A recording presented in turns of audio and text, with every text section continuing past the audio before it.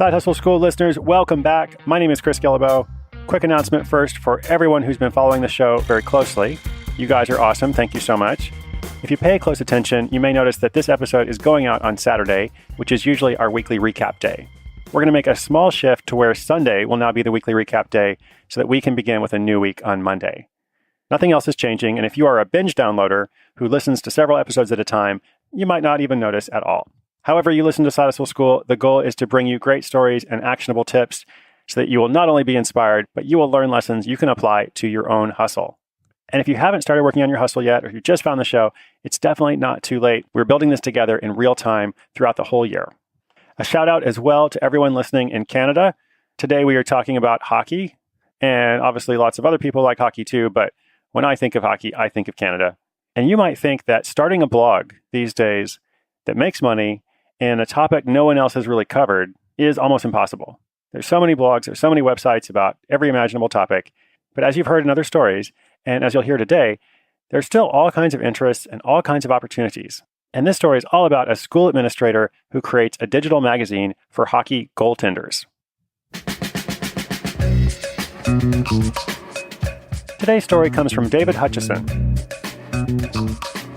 By day, David is a school administrator, what's known as the Assistant Head of School External, at Aspen Grove School in Nanaimo, British Columbia.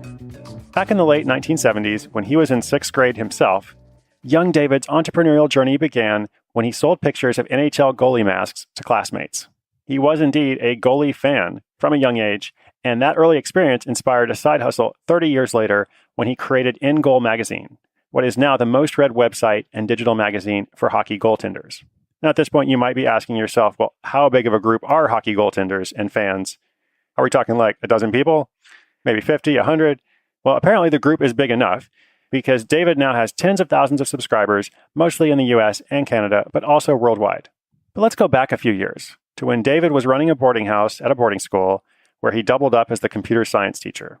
Some of his students came back to the dorm one night telling him all about the entrepreneurship teacher who had just told them they could make money online. David was skeptical, but he wanted to learn more about it so he could speak their language. Looking at blogs and websites, he was surprised to see there was little or nothing on hockey goaltenders, that area of great interest to him. And so over the next few months, he stitched together a WordPress blog modeled after a rowing site he frequented. He began with daily news updates. There is apparently a lot of daily news in the hockey goaltending world, but because it was so overwhelming, those updates became too much to handle, and they also didn't seem to grab people's interest enough.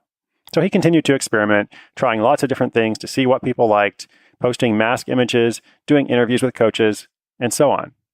During the Vancouver Olympics in 2010, interest in hockey ramped up even more, not just in Canada, but also in the US and elsewhere. And at that time, a partner came on board who reached out after seeing a Google News alert he had set up for goaltending. This partner, Kevin, had access to many pro players, and he asked if they could work together. Kevin began sending David stories that were perfect for In Goal, but not of interest to the mainstream media. I told you there was a big enough group of hockey goaltenders and fans.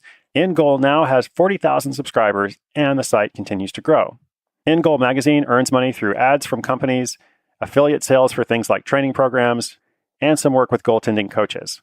David and Kevin are considering moving the site to a paid subscription model, but they're trying to figure out how to balance that with their advertising model. They want the revenue from paid subscriptions, which would be reliable and potentially a lot more than what they're seeing now, but they also don't want to lose the readership that advertisers expect. So they're trying to figure out a way to support both models. For now, the two partners mostly reinvest their profits, attending camps, visiting pros, and top coaches. For them, the project is profitable, but it's less about money and more about getting close to the game they love and enjoying new experiences. Being able to photograph NHL games, meeting the players and coaches on the ice, getting to test all the latest gear, and even David having his 9-year-old son be able to interact with top professionals. So yes, there really are a lot of hockey goaltenders and goaltender fans out there.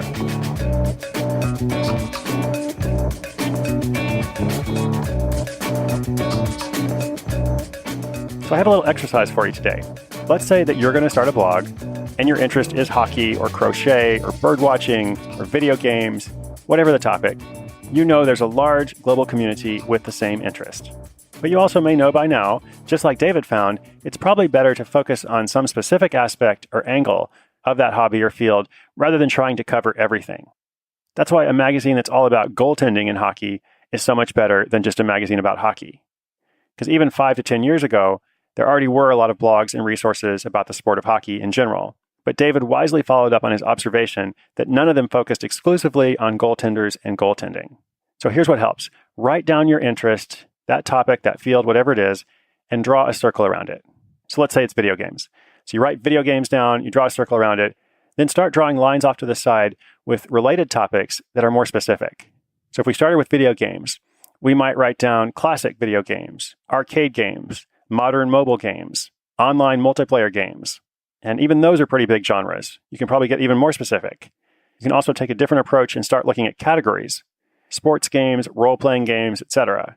Probably some other characteristics you could choose to focus on, like games from a certain studio or company, underappreciated games throughout the years, games that are really hard but worth it. It could be anything. So then what you do at some point is maybe you start to combine a couple of these topics and characteristics and see how they might work together. Imagine you grew up playing role-playing games and you really liked the ones from the early to mid 1990s, which was kind of a classic period for those games. What about ones that are lesser known or, in your view, underappreciated? Like if that was something you were interested in, that would be so much more specific than just video games or even just role-playing games or even just games from the early 90s. And even though this is a very focused topic, I guarantee there's a big audience of people who would very much relate to something like that. So this is your exercise, your activity. If you're not familiar with video games, you don't like hockey, those are just examples. The point is there are a lot of ways to stand out by focusing on something interesting and relevant to a certain community. And when you do that, when you become that authority in that topic, there are all kinds of options and avenues you can pursue for an actual business model. And this kind of thing probably won't be an overnight success. It is the kind of thing that you invest in over time. But that's why it's so important to choose the right topic in the first place, so that it is something you care about and are willing to invest your time and energy in it. And of course, there are lots of other ways to do this too, but this is one pathway to success. And I offer it to you today as an option, if nothing else, at least to get you thinking.